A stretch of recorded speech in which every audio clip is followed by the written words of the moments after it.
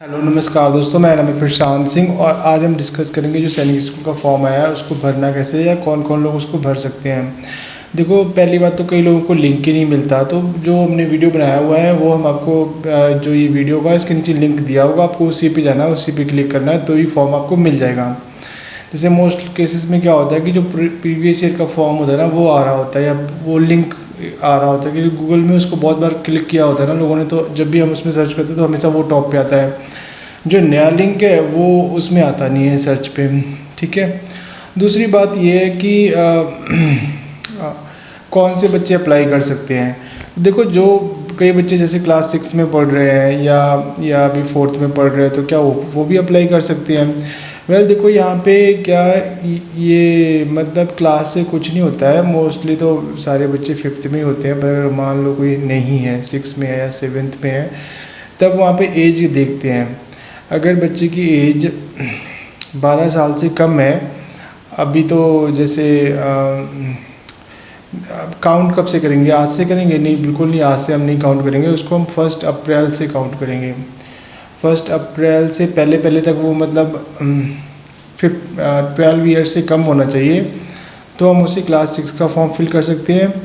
और अगर 1 अप्रैल से वो 15 से कम होना चाहिए तो हम क्लास 9th के लिए फॉर्म फिल कर सकते हैं।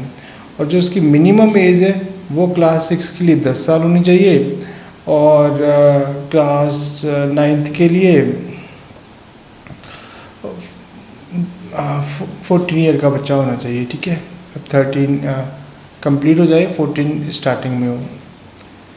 ठीक है, 2 साल का मिलता है ना बच्चे को चांस, 14-15 ईयर और 10-11। ठीक है, मतलब 12 से ज़्यादा नहीं होना चाहिए, 11 11.5 साल का है तो भी चल जाएगा। ठीक है, और इसके रिगार्डिंग कोई और आपको प्रॉब्लम आ रही हो तो आप इस नंबर पे कॉल कर सकते हैं। अगर कोई फॉर्म फिल कर में कोई भी दिक्कत हो तो नीचे दिए गए नंबर पे आप कॉल कर सकते हैं। ओके, और अभी फ़िलहाल हम मतलब जो हमने एक नया पोर्टल ओपन किया हुआ है जिसमें हम सभी बच्चों की हेल्प कर रहे हैं। जो जिनको भी फॉर्म फिल करने में प्रॉब्लम आ रही है वो फॉर्म फिल करा सकते हैं और ख़ुद भी कर सकते हैं अगर करना चाहें तो। बट ये है कि पूरा कंप्लीट करना है, बीच में नहीं छोड़ना। बहुत सारे बच्चे मेरे पास, मेरे खुद के ही बच्चे मतलब यहाँ पे पढ़ते होते हैं, तो उनका भी यही काम होता है। क्या करेंगे कि भी फॉर्म तो हम फिल कर देंगे। मैंने कहा ठीक है, क्या किया मैंने, घर में मैंने लिंक भेज दिया व्हाट्सएप पे, कहते सर वेबसाइट बता दो, तो मैंने वेबसाइट बता दी। ठीक है, और उन्होंने फॉर्म फिल कर दिया। मैंने कहा हो गया फॉर्म, कहते हाँ हो गया है। ठीक है, अब क्या हुआ, जब सभी बच्चों का एडमिट कार्ड आ रहा है तब वो कह रहे अब हमारा एडमिट कार्ड नहीं आया। मैंने कहा तुमने तो फॉर्म फिल किया था तो आ क्यों नहीं रहा? कहते वो ना फॉर्म फिल किया, आप देखो। तो अब मैं कैसे देख सकता हूँ? मतलब जो तुमने फॉर्म फिल किया था तो तुम्हारी रिस्पॉन्सिबिलिटी बनती है ना पूरी। एडमिट कार्ड आ रहा है, नहीं आ रहा है, उसमें कुछ गलत है, सही है। ओके तो अगर लास्ट डेट होने के बाद उसमें कुछ भी एडिट नहीं कर सकते हैं, ना कोई चेंज कर सकते हैं।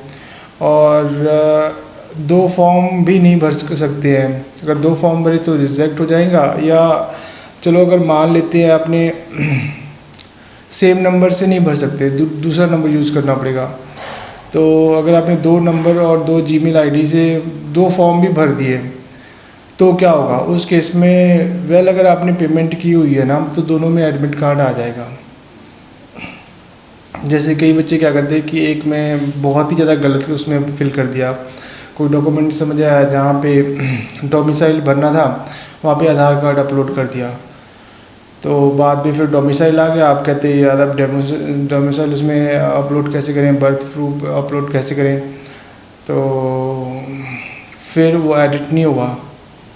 और अगर मान लो आपने फाइनल सबमिशन भी हो गया है और कईयों का ये क्वेश्चन होता है कि जी हमारे पास डोमिसाइल नहीं है या बर्थ प्रूफ नहीं है, कोई भी डॉक्यूमेंट नहीं है, हम उसकी जगह क्या करते हैं आधार कार्ड लगा देते हैं, तो क्या हमारा एडमिट कार्ड आ जाएगा? वेल देखो, तो भी आपका एडमिट कार्ड आ जाएगा अगर आपने पेमेंट कर दी है फाइनली। ठीक है, कंफर्मेशन पेज आ गया है। बट दिक्कत ये की है कि अगर आप पेपर भी हो जाएगा आपका। ठीक है, जब पेपर देने जाओगे तो आपको आईडी प्रूफ आधार कार्ड लेके जाना पड़ेगा। जो उसमें मतलब डेट ऑफ बर्थ लिखा है वही आधार कार्ड में होना चाहिए। अगर चेंज हुआ तो फिर आपको पेपर भी देने देंगे। और अगर पेपर हो गया और बच्चा उसमें पास हो गया तो बहुत बड़ी प्रॉब्लम है, क्योंकि अगर मतलब जैसे कोई पास नहीं होता ना तो उसके लिए तो चलो ठीक है, वैसे भी क्या फ़र्क पड़ता था। अब अगर कोई बच्चा पास हो गया है और उसने फॉर्म सारे गलत भरे थे तो उसे क्या सैनिक स्कूल वाले ये प्रोविज़न देंगे कि आप उनके सामने जो ओरिजिनल डॉक्यूमेंट है वो पुट कर दो, ठीक हो जाएगा, इसमें क्या। वेल देखो, ऐसा नॉर्मल स्कूल में हो जाता है पर सैनिक स्कूल में नहीं होगा। वो तो खुद बहाने ढूंढते रहते हैं कि हम बच्चे को कैसे निकालें। वहाँ तो मेडिकली फ़िट बच्चे, अब देखो बच्चे ज़्यादातर तो मेडिकली फ़िट होते हैं। कोई बड़ा इंसान हो तो हम उसको काउंट कर सकते हैं कि मेडिकली अनफिट होगा। 95% तो बच्चे फिट ही होते हैं ना। जिनको कोई जेनेटिक प्रॉब्लम है वो हो सकते हैं अनफिट, बाकी तो सारे फिट होते हैं। तो सोचो वो जब मेडिकल में भी बच्चों को निकाल रहे तो अगर अपने फॉर्म में गलती कर दी तो बिल्कुल ही चांस नहीं बनता कि उसको रख लें। चाहे वो पास भी है उसको काउंट ही नहीं करेंगे, उनके लिए क्या फ़र्क पड़ता है, सारे बच्चे पास हैं सारे बच्चे फेल हैं, ठीक है। वहाँ पे कोई इतना नहीं है कि आपके डॉक्यूमेंट जो वेबसाइट में है वो तो रिटर्न में है कि अपनी जॉब बंदा वो ख़राब करेगा, ठीक है। फिर क्या होगा कि उस पर केस, मतलब कि अगर कोई ऐसा करता भी है तो उस पर केस हो जाएगा। फिर वो सुप्रीम कोर्ट हाई कोर्ट में केस ही लड़ते रहेंगे कि आपने बच्चों को एडमिशन कैसे दे दी। तो उनके हिसाब से ऐसा भी चीज़ें ठीक होनी चाहिए। ये आपकी जिम्मेदारी बनती है क्योंकि आपने फॉर्म भरना है, आपने एडमिशन लेना है तो सब कुछ ठीक से भरें। किसी और की कोई रिस्पॉन्सिबिलिटी नहीं है। जो साथ खासकर सैनिक स्कूल है या गवर्नमेंट डिपार्टमेंट है उनकी तो बिल्कुल भी रिस्पॉन्सिबिलिटी नहीं है। एक तो आपने स्कॉलरशिप लेनी है उनसे, फ्री में बच्चे को पढ़ाना है, ऊपर से वो कंप्रोमाइज़ भी करें और वो अपने डॉक्यूमेंट भी आपके मतलब बाद में एक्सेप्ट करें, बिल्कुल भी नहीं हो सकता। ऐसा कभी नहीं होता, कोई एक्सेप्ट ही नहीं करते। थोड़ी सी गलती हो गई तब भी निकाल देंगे। अगर कई बच्चों ने डेट ऑफ बर्थ गलत भर देते हैं कहते हैं कि हमारा ना फॉर्म नहीं भरा जा रहा है, तो एक काम करो आप सर कोई और डेट डाल दो, जिससे मतलब कि जैसे 2 महीने बच्चा आगे चला गया, 12 साल 2 महीने का हो गया है, ठीक है। अभी तो वो 12 साल जब फॉर्म भरेंगे तब तो 12 साल का ही होगा, तो उनको ये था कि अब तो फॉर्म भर जाएगा, पर वो काउंट नेक्स्ट ईयर से काउंट करते हैं ना, 2024 अप्रैल से काउंट करते हैं।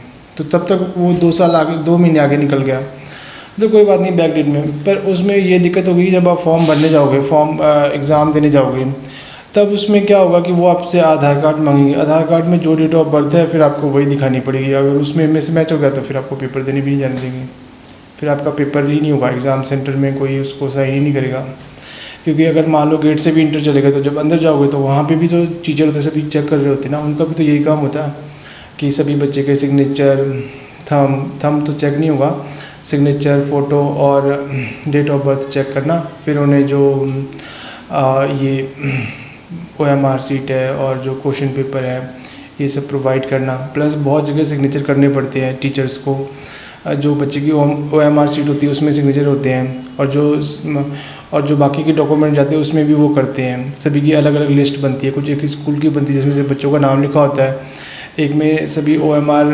जिनको हमने डिस्ट्रीब्यूट की होती है टीचर्स ने, वो उसकी लिस्ट बनी होती है, ठीक है। तो कुछ भी प्रॉब्लम आए तो आपकी रिस्पॉन्सिबिलिटी है। मतलब आप फॉर गारंटेड मत लेके चलना किसी भी सिचुएशन में कि ये गवर्नमेंट हम कोई बात नहीं चल जाएगा, कुछ भी नहीं चलेगा। अगर बच्चे को आपने ज़्यादा रनिंग करा दी, ओवरवेट है तो भी नहीं चलेगा, तो भी निकाल देंगे। ज़्यादा ही आपने रनिंग उसको करा दी और डिहाइड्रेशन हो गई है तो भी उसको नहीं एक्सेप्ट करेंगे मेडिकल में। और पढ़ाई में भी वही सिस्टम है, एक भी क्वेश्चन गलत कर दिया तो मतलब बच्चे को तो चलो, ये तो जो बच्चे पढ़ रहे होते हैं उनको ज़्यादा बताने का फ़ायदा है, ठीक है, कि एग्ज़ाम अटेम्प्ट कैसे करना है।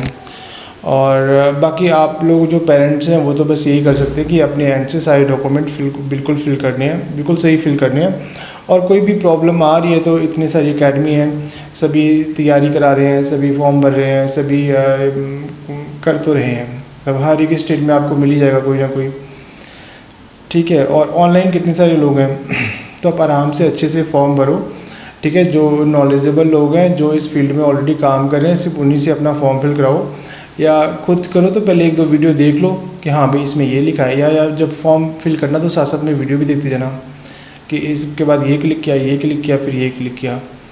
और कुछ भी अपनी तरफ से गलत मत फिल करना, जहाँ पे जो नाम लिखा है वही लिखना। फिर इसके बाद कंफर्मेशन पेज आएगा पूरा सबमिट होने के बाद, तो उसको एक बार रीड कर लेना कि अगर मान लो कुछ गलत होगा तो उस टाइम तक तो वो एडिट हो जाएगा ना, जब तक लास्ट डेट से पहले तो 16 दिसंबर लास्ट डेट है, पर उन्होंने लिखा हुआ है कि 18 दिसंबर तक हम इसको अपडेट कर सकते हैं, मतलब एडिट करके नई जो कुछ भी डॉक्यूमेंट है वो अपडेट हो जाएगा। बट उस टाइम पे क्या होता है कि वेबसाइट क्रैश कर जाती है लास्ट टाइम पे। सारे लोग लास्ट में ही फॉर्म फिल करते हैं, क्योंकि अभी लिखा होता है कि हाँ भाई लास्ट डेट इतना है, तो वेट करते रहते हैं जब 16 आएगी तभी हम फिल करेंगे। और उस टाइम वेबसाइट क्रैश कर जाती है, तो फिर लोग उम्मीद लगा के बैठते हैं कि भाई अब एक काम करते हैं, अब नई 7 दिन का और एक्सटेंशन मिलेगा तब फिल कर देंगे। वेल सैनिक स्कूल वाले ऐसा शायद ही करें एक्सटेंशन होने को हो जाए, अगर नहीं हुआ तो फिर आपका नुकसान, ये तो मतलब उनके ऊपर डिपेंड करता है। तो उससे पहले ही वेबसाइट क्रैश करने से पहले, लास्ट डेट आने से पहले आप सभी लोग फॉर्म अपने फिल कर लीजिए। और कोई भी इसके रिगार्डिंग क्वेश्चन हो तो आराम से पूछ सकते हो, कोई बात नहीं, ठीक है। मैसेज बॉक्स में भी लिख सकते हो, इसमें जैसे यूट्यूब होता है तो इसमें भी नीचे लिखने के लिए आता है, कमेंट में लिख के भेज दो। नंबर दिया होता है, नंबर पे कॉल करके पूछ लो। अगर नंबर बिजी आ रहा है तो व्हाट्सएप पे मतलब कि जो क्वेरी है, जो क्वेश्चन है वो डाल दो, ठीक है, तो आपको बैक कॉल आ जाएगी। Okay, thank you so much.